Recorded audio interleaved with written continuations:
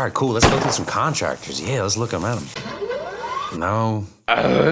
Definitely not. Hello, Mr. George. How much you pay for the new guy? 20 bucks? No, too much more. Definitely not. I gotta figure out how I can do better. It's time to discuss how to pick a contractor. Let's talk about it. Nice flipping choice. What's up, you contracting kings and queens? It's Garrett Brown from the Nice Flipping Choice channel. Back again with another glamping, tiny home-esque build design video, I don't know. And today's topic is something that makes a lot of people nervous and they usually don't even know where to start. And I'm not talking about writing your Tinder bio. I'm talking about picking a contractor. Who are you gonna give your hard-earned money to build your dream glamp site or tiny home? Now, if you're crafty and building it all on your own, then by all means, proceed. but if you're watching this video, you're most likely not that guy, pal. You're not that guy, pal. Trust me. You're not that guy. Or girls, shout out to the ladies out here building their dream sites and homes. But we all know the more rural you get, the harder it is to find a good contractor. I use 5 basic rules when I'm picking a contractor, whether it's for building my glamp site, flipping houses in the past, and anything else in between. The last one is how I finally decided how I even picked the contractor for this glamp site that I'm building, so stay tuned to see what exactly I did. So without further ado, let's get into it. Number one.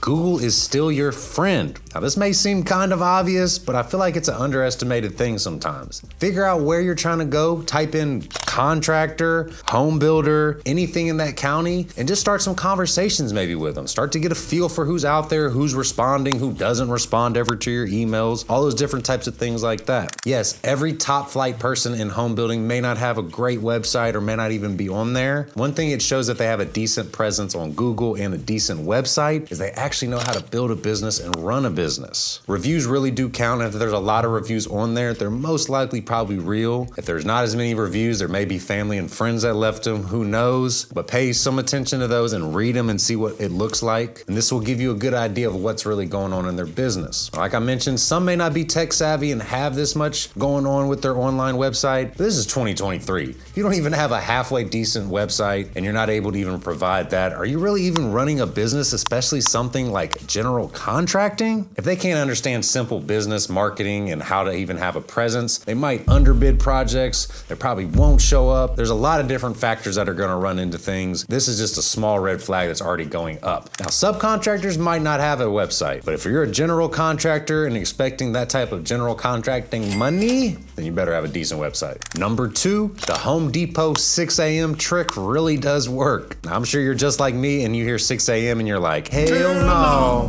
To the no.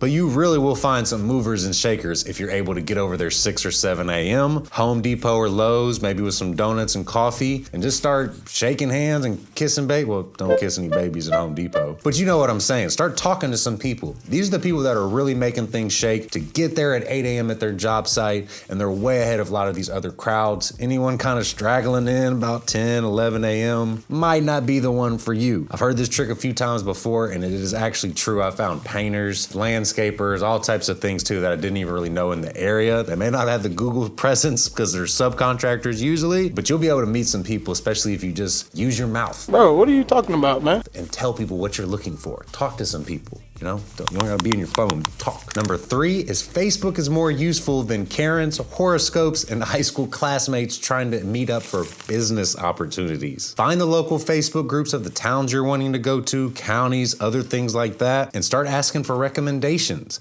Use the search tab, type in what you're looking for. Different things will pop up of people that have posted before. You'll start to see the same names over and over of who's bad and who's good. Dang, did I just bat like a sheep? Man, it's getting late. But you'll find the good contractors too, because there's only so many in a rural area that's actually out there. So you'll be able to see very quickly who's probably trustworthy and who's not. Just read the comments. Most contractors, when you get further out like that too, they will travel easier county to county because they need to find the work that actually supplements it. When you're in Houston area or a bigger, more dense area, they might not travel 30 minutes away because there's a lot of other factors into it. Out in the boonies, contractors are looking for more work. So look at the counties surrounding too, especially if there's a bigger city in that county over there. They probably have a couple more competent contractors, hopefully. Number 4 is get 4 bids. Yes, most people say 3 bids, and that is definitely totally fine as well if you can only get that amount, but try to get as many bids as you can is really what I'm hinting at here. Especially when you really don't know what you're doing. Most likely the contractor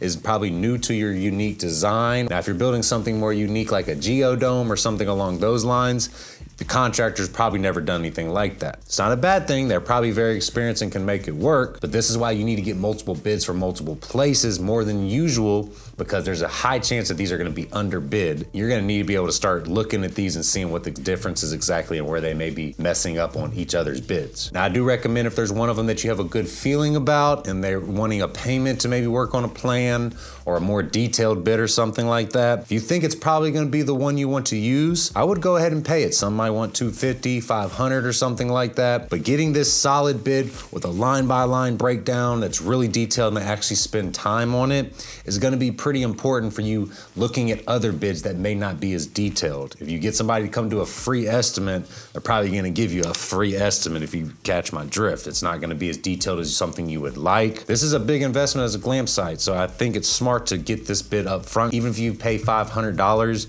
and don't go with them, it probably is gonna save you that amount of money working with somebody else because you'll be able to spot some discrepancies a little more easy. Now, whatever structure you pick, I would try to pick a company that knows how to work with contractors and things like that. They have plans, they call them CAD files, CAD files. There's a lot of things like that. Some of these structures that you're buying from Alibaba or something like that aren't gonna have this ability. It's gonna make whoever you're working with life a lot harder, and then you may not even get the exact build that you're kind of looking for. And number 5, my favorite one that I learned so many things about when I was talking to different contractors, is have a nice set list of questions that you're gonna try to ask every contractor that you know that only good contractors would be able to answer, and you can kind of see how they react and answer to you to use your instincts when you're talking to some of these people. Now, if you're completely new to building and all these things like that, I can help you with some questions you may want to ask. Let me know in the comments below and I can give you some good ones. But some good things to cover with questions are always going to be to talk about how they can get permits and how easy it is to get permits on some of these structures they would think, how they do payments and what their payment schedule is, how far their lead time and how long they think it's going to take for this type of project, asking if it's possible to see any other work that's going on right now